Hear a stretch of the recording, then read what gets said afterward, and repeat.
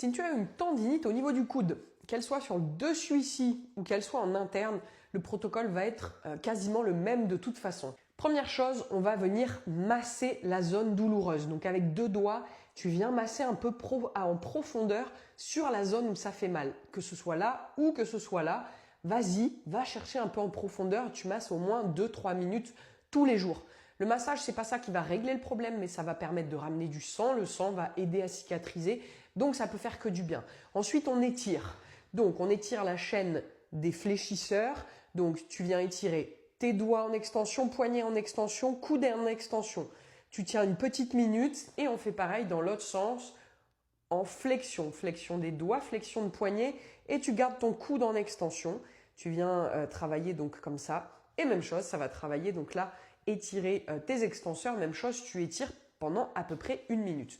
Une fois qu'on a fait ça, ce qui va être intéressant, c'est de venir renforcer. En gros, tes tendons sont en souffrance quand il y a plus de micro-lésions, de micro-fissures dessus que de cicatrisation.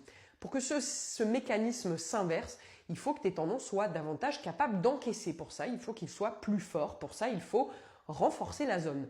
Il faut renforcer sans déclencher trop de douleur, sinon justement on crée de nouvelles micro-lésions, c'est pas ce qu'on cherche. Donc si tu as une douleur de 0, 1, 2, 3 sur une échelle de 0 à 10, pendant que tu fais les exercices, c'est plutôt bien. Si tu dépasses 3, il vaut mieux que tu arrêtes, ok? Donc on part sur 3 x 10 à faire tous les jours. Que tu aies mal là ou que tu aies mal là, travaille des deux côtés, les fléchisseurs, les extenseurs, c'est toujours bien.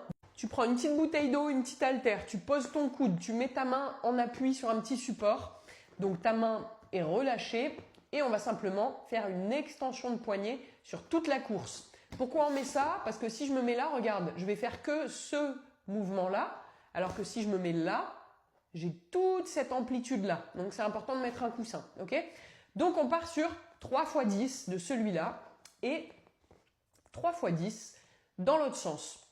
Toujours sans douleur ou en tout cas une petite douleur. Si ça déclenche trop de douleur, tu t'arrêtes avant.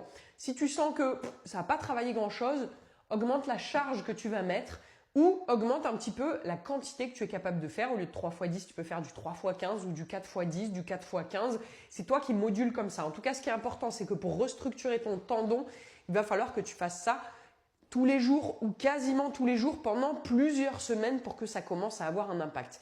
La dernière chose, c'est que la complémentation en collagène de type 1 peut aider sur des tendinopathies parce que ça va aider à restructurer le tendon. Donc tu peux essayer.